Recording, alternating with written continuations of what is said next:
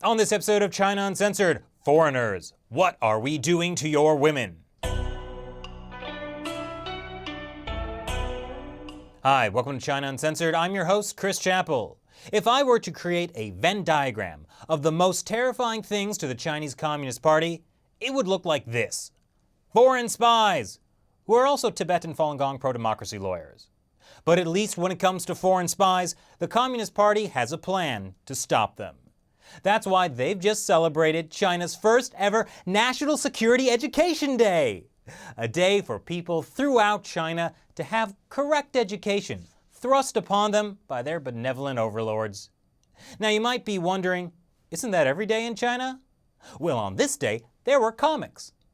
Among the 100+ promotional materials put out by China's Ministry of State Security, there's this lovely 16-panel comic called Dangerous Love. And it's captured the world's imagination. It stars Little Li, an innocent Chinese girl, and David, an unassuming foreigner. You can tell he's a foreigner by the big schnoz. But while at first you might assume David is merely your typical evil foreigner, he's actually an even evilier evil foreigner. Let's take a look. A friend from overseas is holding a gathering today. Didn't you want to improve your foreign language skills? You should go with me. Sounds good. I'm David. I'm a visiting scholar specializing in China research. I'm very eager to chat with you guys. Let's all introduce ourselves and our work. How about we start with this beautiful lady here? Oh, all right. My name is Xiao Li. I just finished university and got a job with the civil service. I work in the International Propaganda Department. Okay. After the gathering, David began meeting with Xiao Li and giving her gifts. You are beautiful, warm, and bright. In fact, I've liked you since we first met. Oh. A handsome, romantic, and capable foreign boyfriend? Not bad. A relationship develops between the two. Dear, what specifically do you do at work? I'm responsible for composing internal references that form the basis for central policies. That's great! You can let me borrow those internal references. They'll be really useful for my academic papers. Oh no, we're under a confidentiality agreement. Dear, do you have to keep secrets from me? I just want to have a look for my research work. All right then. Here's a copy I made. Once you're done, give it back to me right away. Rest assured, my dear. What's going on? David hasn't called me and his phone is always off. You're Xiao Li, right? We're with the State Administration of National Security. Please come with us. Huh? What's the matter?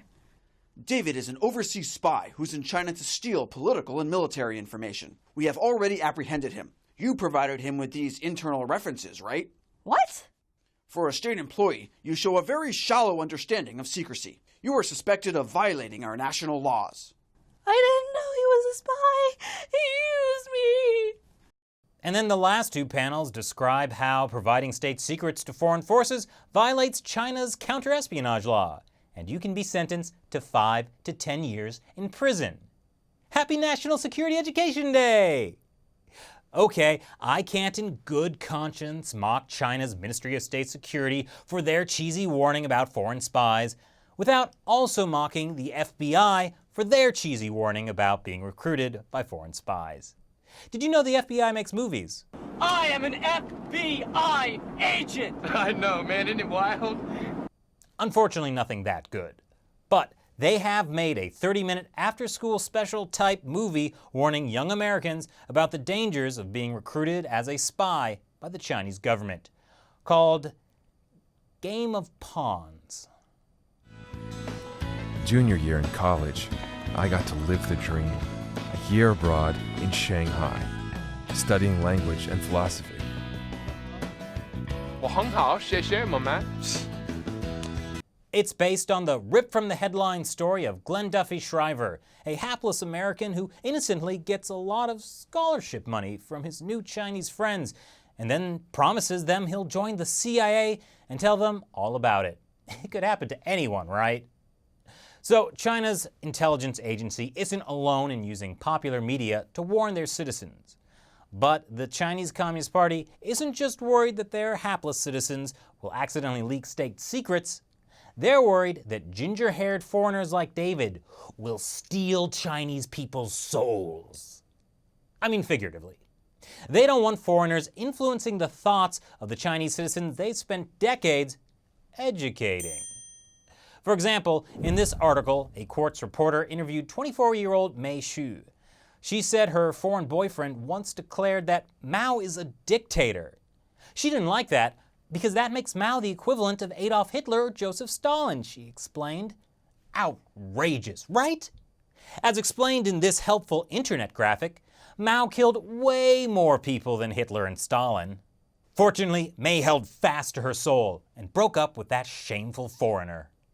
The Quartz article goes on to show how foreigners sometimes try to talk about sensitive political topics with their Chinese girlfriends. And as you can imagine, these foreign ideas, like so-called democracy, cause chaos in the carefully honed minds of innocent Chinese girls. And the Communist Party isn't just worried about foreign political influence, there's religion too. In mid-April, Chinese leader Xi Jinping said China must resolutely guard against overseas infiltration via religious means. But don't worry, they've already got a plan to direct the religious circle and their followers to enhance social harmony. I think it's this, and this. So if you're a foreigner and you have ideas and/or beliefs, you might want to stay away from China, because you know what the comic strip doesn't show? What happens to David? I'm sure he's fine. So what do you think? Leave your dangerous ideas and/or beliefs below. Once again, I'm Chris Chappell. See you next time. I really want to make her a Valley girl. Well, what if it's like, I'm David. I'm a visiting scholar specializing in China. I kind of like that. You're Xiao Li, right? We're with the State Administration of National Security. Please come with us. But the most recent atrocity to befall comic bookdom was the decision to change the Ancient One, a Tibetan male sorcerer in Doctor Strange, to a white woman in the upcoming movie.